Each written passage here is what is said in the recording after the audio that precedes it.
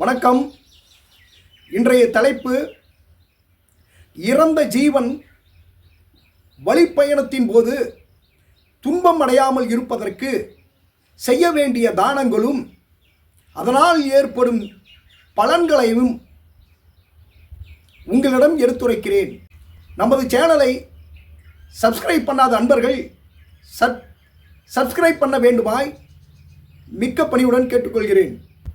கருட புராணத்தில் பரந்தாமன் கருடனிடத்தில் கூறிய தானத்தை பற்றிய கருத்துக்களை உங்களிடத்தில் முன்வைக்கிறேன். ஓ வைணவதேயா, மனிதனாக பிறந்தவன் என்றாவது ஒரு நாள் இறந்தே தீர வேண்டும் என்பதை உணர்ந்தவன் சொல்லப்பட்ட தானங்களை தனக்குத்தானே செய்து கொள்ள வேண்டும். தர்மங்களை தான் இறப்பதற்கு முன்னே வாழும் காலத்திலேயே தன் கையாலேயே செய்யாதவன் இறந்து செல்லும் பயணத்தின் போது வழியில் அதிக துன்பத்தை அடைவான். தானம் நல்லதாக இருக்க வேண்டும். தானத்தை வாங்குவோரும் நல்லவராக இருக்க வேண்டும். தானம் கொடுக்கப்படும் இடம் நல் சேத்திரமாக இருக்க வேண்டும். தானம் செய்வனுடைய மனமும் தூய்மையானதாக இருக்க வேண்டும். இவை அனைத்தும் ஒருங்கே அமைந்துவிட்டால் 1 கோடி பலனை அது தரும். கற்றுணர்ந்த சான்றோருக்கு கொடுக்கப்படும் தானம் நாளுக்கு நாள் விருதி அடையும். தானத்தை வாங்கி கொண்டவர் உத்தமமாக இருந்துவிட்டால் தானம் கொடுப்பவனுக்கு அதிக புண்ணியம் உண்டாகும். என்னென்ன தானம் செய்தால் ஜீவன் தன் வழிப்போக்கிலே துன்பத்தை போக்கிக் கொள்ளலாம் என்பது பின்வருமாறு.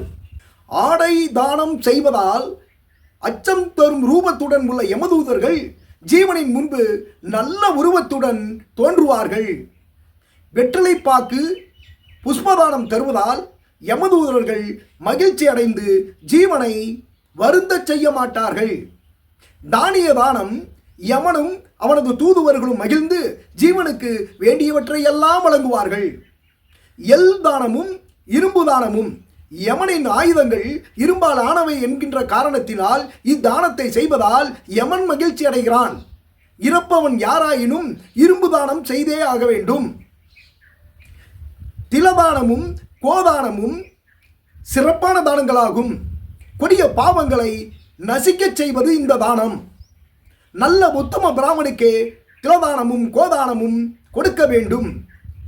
ஒருவேளை மங்கையருக்கு தானமாக கொடுக்க வேண்டி வருமேயானால் உத்தேசமாக கொடுக்கலாம்.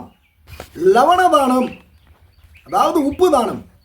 உப்பு என்பது விஷ்ணு லோகத்தில் உண்டான மகிமை பொருந்திய ஒரு பொருள்.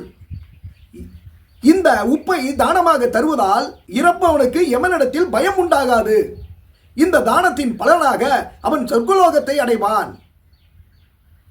பருத்தி தானம், இது தானங்களிலே மகாதானம் என்று பெயர் பெறுகிறது.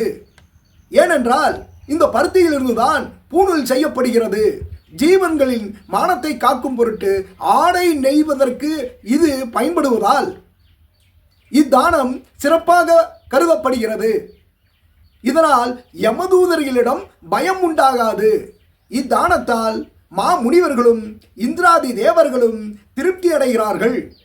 தானத்தில் சிறந்த அன்னதானத்தை செய்தவன் எத்தனை பருக்கையை அவன் தானமாக செய்தானோ அத்தனை ஆண்டுகள் அவன் விரும்பிய உலகத்தில் வாசம் செய்வான். ஒருவன் உயிரோடு இருக்கும் காலத்தில் அன்னதானம், கோதானம் முதலிய தானங்களை தன் கையாலேயே செய்து விடுவானே. ஆனால் மரணமடைந்து ஜீவன் செல்லும் போது பசிதாகம் எதுவும் அடையாமல் நல்லுலகை அடைவான்.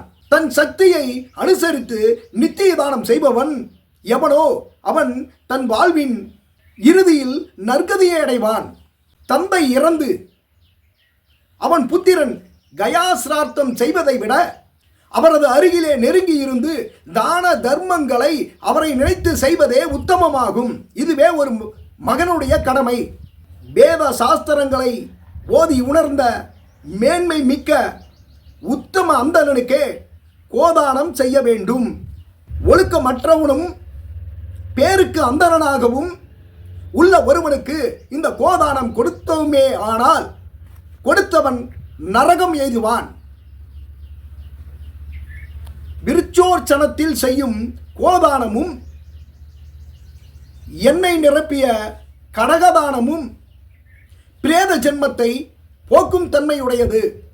தாய், தந்தை, குரு இவர்களை பூஜிக்காமல் சொற்பொடி நடக்காமல் இருப்பவர்கள் தேவ ஆராதனை செய்திருந்தாலும் சரி, தீர்த்த தல யாத்திரைகள் செய்திருந்தாலும் சரி, பல புண்ணியங்களையும் தானங்களையும் செய்திருந்தாலும் சரி, அதனுடைய பலனை அவர்கள் அனுபவிக்க இயலாது. தாய் தந்தையர் மரித்தவுடன் அவர்களை குறித்து செய்யப்படும் தான தர்மங்களின் பலனை செய்தவனே அடைகிறான்.